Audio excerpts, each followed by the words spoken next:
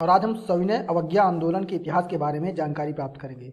दोस्तों, इस वीडियो में हम चर्चा करेंगे कि सविनय अवज्ञा आंदोलन कैसे स्टार्ट हुआ, क्या परिस्थितियां थी और इसके क्या क्या परिणाम हुए।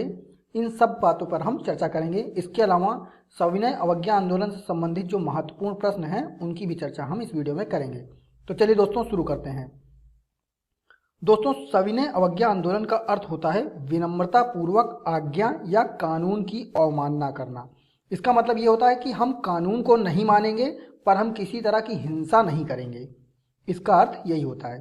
दोस्तों, मार्च 1930 ईस्वी में गांधी जी ने यह आंदोलन चलाया था। तो इसकी शुरुआत मार्च 1930 ईस्वी में हुई थी। इस आंदोलन में गुजरात में स्थित दांडी नामक स्थान से समुद्र तट तक उन्होंने पैदल यात्रा की थी। गांधी जी ने समुद्र तट तक पैदल यात्रा की थी, जिसमें हजारों नर नारियों ने उनका साथ दिया। वहां उन्होंने स्वयं नमक बनाकर नमक कानून तोड़ा। एक्चुअली में हुआ क्या था कि ब्रिटिश सरकार ने एक नमक कानून बनाया था, जिससे भारत का जो गरीब तबका था वो बहुत ही परेशान हुआ था। तो उन्होंने उस कानून को तोड़ दिया और शीघ्र ही हजारों लोगों तथा राष्ट्रीय नेताओं को जेल में डाल दिया गया। दोस्तों, ये जानते हैं कि सविनय अवज्ञा आंदोलन किन परिस्थितियों में आरंभ किया गया था। तो उस समय की जो तात्कालिक परिस्थितियां थी वो ये थी कि अंग्रेजों द्वारा पारित नमक कानून के कारण भारत की निर्धन जनता पर बुरा प्रभाव पड़ा। अतः उनमें अंग्रेजों के इस अन्यायपूर्ण कानून के विरुद्ध भारी रोष था। इसके अलावा साइमन कमीशन में भारतीयों को प्रतिनिधित्व न मिलने के कारण भी जनता में रोष व्याप्त था। हुआ क्या था कि उस समय साइमन कमीशन पारित हुआ था, जिसमें भारतीयों को कोई भी प्रतिनिधित्व नहीं प्रदान किया गया था। अंग्रेजों ने नेहरू रिपोर्ट के तहत भारतीयों को डोमिनियन स्तर देना अस्वीकार कर दिया। नेहरू रिपोर्ट एक बनाई गई थी जिसमें भारतीयों को एक अच्छी स्थिति देने का विचार रखा गया था, जिसको कि अंग्रेजों ने अस्वीकार कर दिया। चौथा जो रीजन था वो ये था कि बारदोली के किसान आंदोलन की सफलता ने गांधी जी को अंग्रेजों के विरुद्ध आंदोलन चलाने को प्रोत्साहित किया।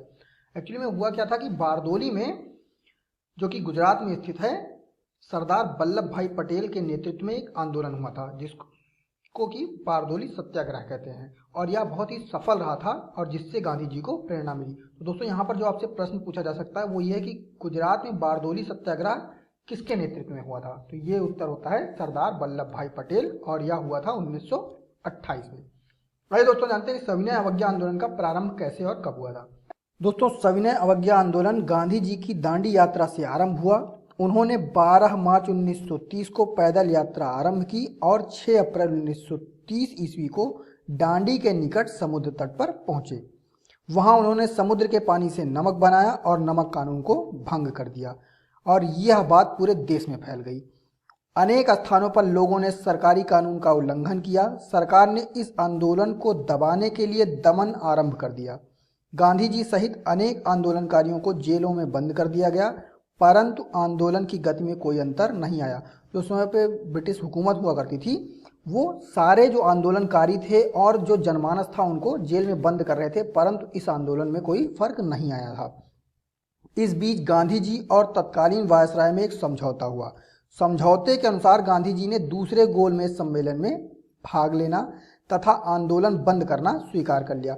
उनके साथ यह समझौता हुआ था कि जो दूसरा गोलमेज सम्मेलन होगा उसमें गांधी जी को सम्मिलित किया जाएगा। इस तरह 1931 ईस्वी में सविनय अवज्ञा आंदोलन कुछ समय के लिए रुक गया। दोस्तों, ये जानते हैं कि आंदोलन की प्रगति फिर कब हुई और इसका अंत क्यों हुआ, क्योंकि 1931 में तो ये रुक गया था। 1930 में स्टार्ट हुआ और 1931 में रुक गया। तो दोस्तों, हुआ क्या था कि 1931 ईस्वी में लंदन में दूसरा गोलमेज सम्मेलन बुलाया गया। ये इंपॉर्टेंट क्वेश्चन है कि दूसरा गोलमेज सम्मेलन कब हुआ था। तो इसका उत्तर होगा 1931 में, और कहाँ पर, लंदन में। और इसमें कांग्रेस की ओर से गांधी जी ने भाग लिया, परंतु इस सम्मेलन में भी भारतीय प्रशासन के लिए उचित हल न निकाला जा सका। गांधी जी निराश होकर भारत लौट आए और उन्होंने अपना आंदोलन फिर से आरंभ कर दिया। अभी तक जो आंदोलन ये रुका हुआ था उसको गांधी जी ने फिर से जागृत कर दिया। सरकार ने आंदोलन के दमन के लिए आंदोलनकारियों पर फिर से अत्याचार करना आरंभ कर दिया। सरकार ने इन अत्याचारों से आंदोलन की गति कुछ धीमी पड़ गई। जब सरकार बहुत ज़्यादा अत्याचार करने लग गई तो आंदोलन की जो गति थी वो कुछ धीमी पड़ गई, और जिसके कारण बाद में कांग्रेस ने इस आंदोलन को बंद कर दिया था। दोस्तों, ये जानते हैं कि सविनय अवज्ञा आंदोलन के परिणाम क्या थे। दोस्तों, इस आंदोलन में पहली बार बहुत बड़ी संख्या में भारतीयों ने भाग लिया था। उस समय तक जितने भी सत्याग्रह या आंदोलन हुए थे उनमें इतना ज़्यादा जनमानस एक्चुअल में नहीं वहाँ पे जुट पाया था और एक्चुअल में वो सहयोग नहीं कर पा रहा था। पर ये जो सविनय अवज्ञा आंदोलन था उसमें बहुत बड़ी संख्या में भारतीयों ने भाग लिया था और इस आंदोलन में मजदूर, किसानों, महिलाओं से लेकर उच्च वर्गीय लोग तक सम्मिलित थे। उसमें कोई नेता या कोई एक स्पेशल वर्ग के लोग नहीं थे, उसमें मजदूर भी थे, किसान भी थे, महिलाएं भी थी और उच्च वर्ग के लोग भी शामिल थे। सरकारी प्रयासों के बावजूद लोगों ने अहिंसा का रास्ता नहीं छोड़ा। सरकारी प्रयास तो बहुत हुए कि हिंसा हो जाए, पर लोगों ने अहिंसा का रास्ता नहीं छोड़ा, जिससे भारतीयों में आत्मबल की वृद्धि हुई। दोस्तों, इस आंदोलन में कांग्रेस के कर्मचारियों को भी एक स्पष्ट सा संकेत मिला कि कांग्रेस के पास भविष्य के लिए आर्थिक सामाजिक कार्यक्रम न होने के कारण वह भारतीय जनता में व्याप्त रोष का पूर्णतया उपयोग न कर सकी। मतलब क्या होता है दोस्तों कि उस समय जो जनता थी वो बहुत ही त्रस्त थी, लेकिन कांग्रेस के पास कोई भी कार्यक्रम नहीं था कि मतलब उन दोष को कैसे यूटिलाइज किया जा सके, कैसे उसका उपयोग किया जा सके, जिसके कारण कांग्रेस ने अपनी रणनीतियों में बदलाव किया और आगे होने वाले आंदोलनों की रणनीति को बहुत ही अच्छी तरीके से संभाला। ये यहाँ का परिणाम था सविनय अवज्ञा आंदोलन का। तो दोस्तों, हम आशा करते हैं कि यह वीडियो आपको पसंद आया होगा और हम IAS SSC बैंक से रिलेटेड बहुत सारे क्वेश्चंस और आंसर्स अपने YouTube चैनल पर अपलोड कर रहे हैं। तो हमारे YouTube चैनल को सब्सक्राइब कीजिए ताकि वो जानकारी आपको जल्द से जल्द प्राप्त